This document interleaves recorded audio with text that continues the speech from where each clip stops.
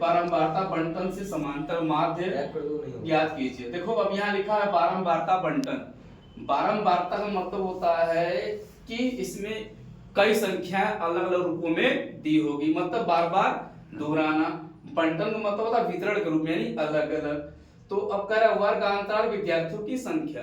अब यहाँ दिया वर्गांतराल, यानी इसका कहने का मतलब है कि ये क्लास है, उस क्लास में जो दो विद्यार्थी हैं 10 से, यानी 2 नंबर पाने वाले विद्यार्थी 10 से 25 के बीच में है। 3 नंबर पाने वाले विद्यार्थी कितने हैं? 25 से 40 के बीच में है, यानी 40 से 55 नंबर के बीच में 7 विद्यार्थी है। 55 से 70 के बीच में 6 विद्यार्थी है, और 70 से 85 के बीच में 6 है, और 85 से 100 के बीच में भी 6 विद्यार्थी है। यानी ये हमारा क्वेश्चन दिया है। अब थोड़ा सा इसमें देखो क्या दिया है, एक आंकड़ा दिया है। आंकड़े के रूप में ये बता रहा है कि इसका समांतर माध्य कैसे निकाला जाएगा। तो समांतर माध्य ज्ञात करने के लिए हम एक सारणी बना दिए। वर्गांतराल, विद्यार्थियों की संख्या, वर्ग चिन्ह, और ये एफ आई और एक्स आई। इसका मतलब क्या है? एफ मतलब फ्रीक्वेंसी, यानी बारंबारता, जिसको हम कहते हैं बारंबारता बंटन। एक्स क्या है? कोई चर राशि है, चर के रूप में हमारे पास 2, 3, 7, 6 दिया हुआ, ठीक। तो अब यहां से हमने लिखा वर्ग अंतराल।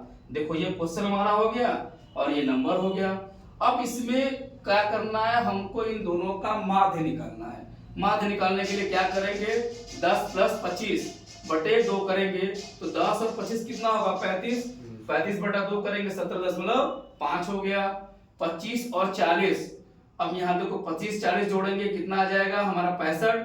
65 बटा 2 करेंगे, देखो यहाँ पे किया गया 10 + 25 बटा 2 35 आया है, ठीक। उसी प्रकार से 25 + 40 जोड़ेंगे, 65 बटा 2। 40 + 55 जोड़ेंगे, तो 40 और 55 कितना हमारा हो जाएगा? 95। 95 बटा 2 47.5। उसी प्रकार 55 और 70 जोड़ेंगे, ये आ गया। सेम वही प्रोसेस हम करते चले जाएंगे।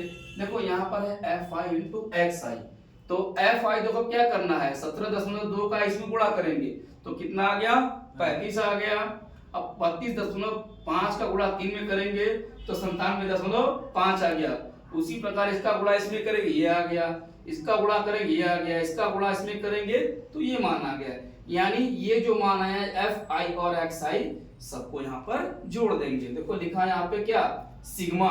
सिग्मा का मतलब होता है कई पदों का योगफल। यहाँ 1860 आ गया। अब इसको हम जीरो करते हुए छोड़ देंगे। यहाँ पर हमारा विद्यार्थियों संख्या एफ है, 30 आ गया। तो समांतर माध्य देखो बाहर से व्यक्त किया। समांतर माध्य का सूत्र क्या होता है? पदों का योगफल बटे पदों की संख्या। तो पदों का योगफल क्या है? 1860 आया है। 1860 और बटे यफ, यफ मतलब क्या है? 30। भाग करेंगे 1860 बटे 30, तो देखो 1 0 से 1 0 कैंसिल, और फिर 1 से 30 से करेंगे इसमें भागा, तो 62 3 186। समझे? यानी समांतर माध्य क्वेश्चन निकालने के लिए एक वो होता है जिसमें हमको बस नंबर दिया होता है। नंबर वाले में क्या करेंगे?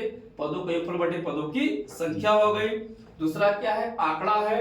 आंकड़े वाले में इस टाइप में दिया रहेगा, तो हम वही यूज करेंगे, लेकिन उसको हम इस रूप में बना करके हल करेंगे, ठीक।